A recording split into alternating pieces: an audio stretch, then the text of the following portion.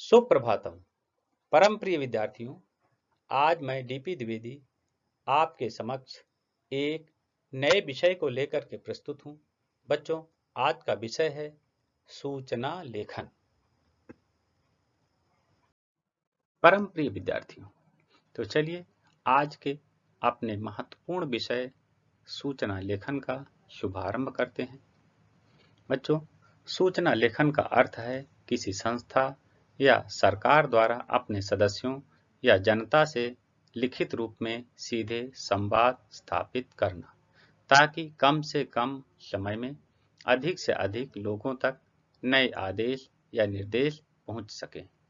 आजकल किसी घटना, समारोह, कार्यक्रम, अवकाश, परीक्षा, गुमशुदा वस्तु, नाम परिवर्तन, पता परिवर्तन, नियुक्ति, स्थानांतरण तथा प्राप्त हुई वस्तु आदि के संबंध में सूचना देने का प्रचलन है।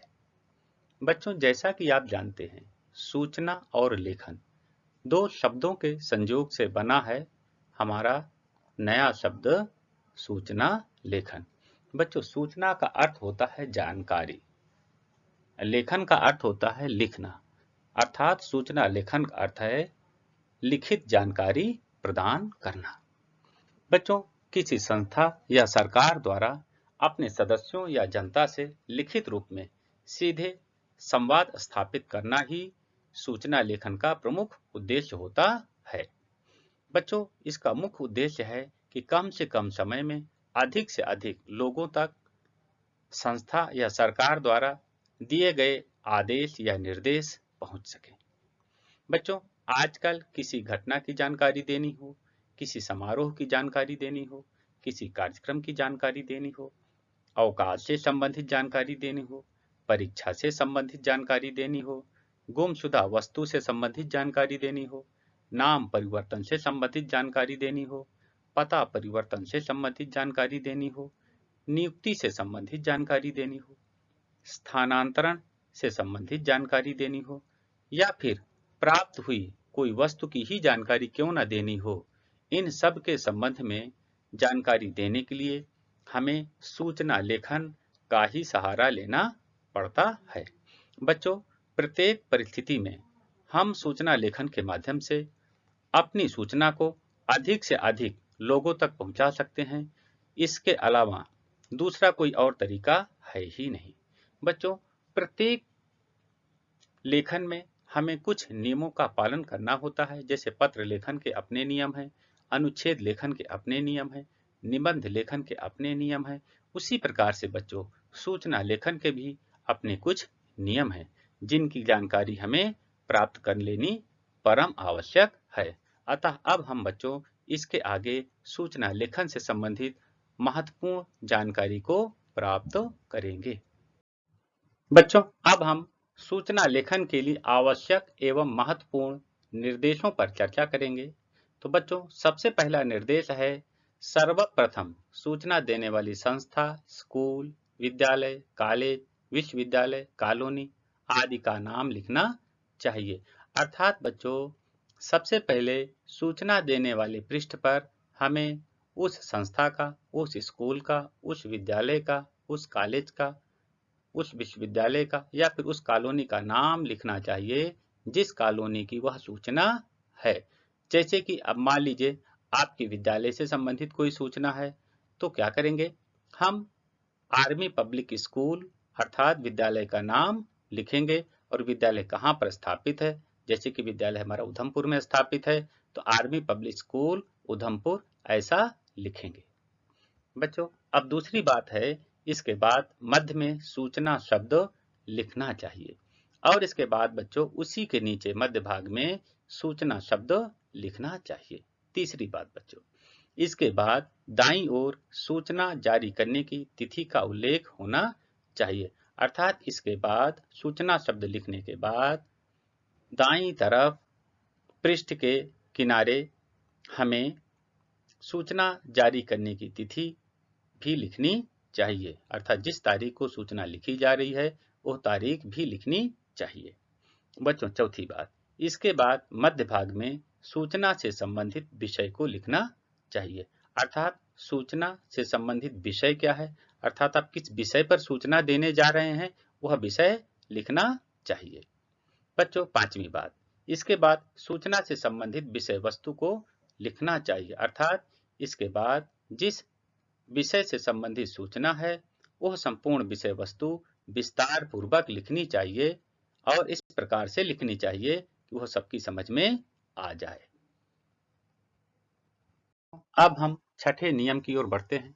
छठा नियम है, सूचना की विषय वस्तु के माध्यम से यह स्पष्ट होना चाहिए कि यह सूचना किसी विशेष वर्ग के लिए है अथवा जन सामान्य के लिए है। विद्यालय की सूचना है तो वह किस कक्षा के लिए है। बच्चों, इस नियम के अंतर्गत यह बताया गया है कि जो भी हम विषय वस्तु विस्तार पूर्वक लिखने जा रहे हैं उसके माध्यम से हमें यह स्पष्ट कराना चाहिए कि यह सूचना किस विशेष वर्ग के लिए है अथवा किस जन सामान्य के लिए है। अगर विद्यालय की सूचना है तो वह किस कक्षा विशेष के लिए है या फिर सभी विद्यार्थियों के लिए है। बच्चों, सातवां नियम, संबंधित कार्यक्रम के प्रारंभ होने की तिथि, समय और समाप्त होने की तिथि तथा समय का स्पष्ट उल्लेख होना चाहिए। अर्थात जिस कार्यक्रम से संबंधित हम सूचना देने जा रहे हैं बच्चों, उस कार्यक्रम के प्रारंभ होने की तिथि स्पष्ट हो, उस कार्यक्रम के प्रारंभ होने का समय स्पष्ट हो तथा उसके समापन की तिथि तथा समय का भी स्पष्ट रूप से उल्लेख होना चाहिए ताकि किसी को भी इस विषय में कोई शंका ना रहे। बच्चों, आठवां नियम, कार्यक्रम का स्थान और मुख्य अतिथि का नाम स्पष्ट लिखा होना चाहिए। अर्थात कार्यक्रम किस स्थान पर किया जाएगा और उस कार्यक्रम के कौन से मुख्य अतिथि होंगे उनका नाम भी स्पष्ट रूप से लिखा होना चाहिए। बच्चों, नौवें नियम के अंतर्गत अब हम आगे देखते हैं। सूचना लिखने की भाषा औपचारिक तथा सूचना के स्तर के अनुसार होनी चाहिए। अर्थात सूचना जिनके लिए लिखी जा रही है उनके ज्ञान के स्तर के अनुरूप ही हमें सूचना लेखन से संबंधित औपचारिक भाषा का प्रयोग करना चाहिए। जैसे कि विद्यार्थियों के लिए सूचना लिखी जा रही है तो भाषा उनके अनुरूप होनी चाहिए। किसी सभ्य समाज के लिए सूचना लिखी जा रही है तो भाषा उनके अनुरूप होनी चाहिए। और मान लीजिए किसी सामान्य वर्ग के लिए सूचना लिखी जा रही है तो हमें भाषा का इस प्रकार से प्रयोग करना चाहिए कि वो सबकी समझ में आ जाए। 10वां नियम बच्चों, सूचना संक्षिप्त, सरल, स्पष्ट एवं ध्यान आकर्षित करने वाली हो। अर्थात सूचना लिखते समय इस बात का ध्यान रखना चाहिए कि सूचना बहुत विस्तार से ना लिखी गई हो, अन्यथा लोग कम ही पढ़ते हैं, सभी लोग उसको पढ़ते ही नहीं हैं। दूसरी बात, सूचना की भाषा सरल होनी चाहिए, स्पष्ट होनी चाहिए और ध्यान आकृष्ट करने वाली भाषा का ही प्रयोग करना चाहिए। 11वां नियम बच्चों, सूचना की समाप्ति पर धन्यवाद ज्ञापित अवश्य करना चाहिए और धन्यवाद ज्ञापित करते हुए सूचना देने वाले का नाम, पद का नाम तथा हस्ताक्षर होने चाहिए। अर्थात सूचना की समाप्ति पर हमें धन्यवाद भी ज्ञापन करना चाहिए और धन्यवाद ज्ञापन करते हुए सूचना देने वाले का नाम भी लिखना चाहिए। यदि संभव है तो उसका हस्ताक्षर भी होना चाहिए और अंत में उसका पद नाम अवश्य लिखना चाहिए। बच्चों, ये तो रही सूचना लेखन से संबंधित जानकारी। बच्चों, अब हम आगे सूचना लेखन से संबंधित एक सूचना लेखन प्रारूप पर विस्तार से चर्चा करेंगे। बच्चों, अब हम सूचना लेखन से संबंधित प्रारूप पर चर्चा करेंगे। बच्चों, यहाँ पर एक प्रश्न है, विद्यालय के सभागार में 14 सितंबर 2020 को सायंकाल 4 बजे हिंदी दिवस का आयोजन किया जा रहा है। इसके संबंध में एक सूचना लिखिए जो हिंदी विभाग प्रमुख की ओर से हो। बच्चों, अब हम इस प्रश्न को आधार बना करके एक सूचना लेखन का प्रारूप आपके सामने प्रस्तुत कर रहे हैं, उसको ध्यान से देखिए और पढ़िए। बच्चों, यहाँ पर हमने पृष्ठ के मध्य भाग में लिखा है आर्मी पब्लिक स्कूल उधमपुर, फिर उसके बाद लिखा है सूचना, फिर दाईं तरफ लिखा है दिनांक 5 सितंबर 2020 और फिर उसके नीचे सूचना से संबंधित विषय अर्थात हिंदी दिवस का आयोजन। तो बच्चों आप देखेंगे ये सारे जो भी नियम हैं उनका पालन करते हुए यहाँ पर निर्धारित स्थान पर ही निर्धारित बातों को लिखा गया है। अब बच्चों सूचना से संबंधित विषय वस्तु को देखिए। विद्यालय के समस्त विद्यार्थियों को सूचित किया जाता है कि दिनांक 14 सितंबर 2020 को सायंकाल 4 बजे हिंदी विभाग की ओर से विद्यालय के सभागार में हिंदी दिवस का आयोजन किया जा रहा है, जिसमें अंत्याक्षरी, प्रश्नोत्तरी एवं कवि गोष्ठी का आयोजन किया जाना सुनिश्चित है। इस कार्यक्रम में कक्षा 6ठी से 12वीं तक के विद्यार्थी भाग ले सकते हैं। बच्चों इस भाग में यह बताया गया कि कार्यक्रम कब होना है, किस समय होना है और कहां पर होना है, और इसमें कौन कौन से कार्यक्रम होने हैं और इस कार्यक्रम में कौन कौन से विद्यार्थी अर्थात किस कक्षा से किस कक्षा तक के विद्यार्थी भाग ले सकते हैं। अब आगे देखिए, जो विद्यार्थी इस कार्यक्रम में भाग लेना चाहते हैं वह सभी विद्यार्थी अपना अपना नाम अपने कक्षा अध्यापक को 10 सितंबर 2020 तक अवश्य लिखवा दें। सभी प्रतिभागी विद्यार्थी निर्धारित तिथि एवं समय पर विद्यालय के सभागार में अवश्य पहुंचे। धन्यवाद। बच्चों इसमें लिखा गया है कि जो विद्यार्थी इस कार्यक्रम में शामिल होना चाहते हैं वो अपना नाम अपने कक्षा अध्यापक को लिखवा दे, जैसा कि पहले से नियम चला आ रहा है।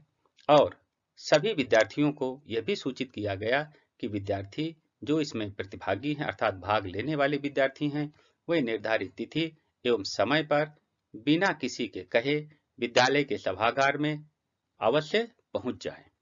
और इसके साथ साथ में सभी विद्यार्थियों को या फिर सभी सूचना पढ़ने वाले को धन्यवाद भी ज्ञापित किया गया है।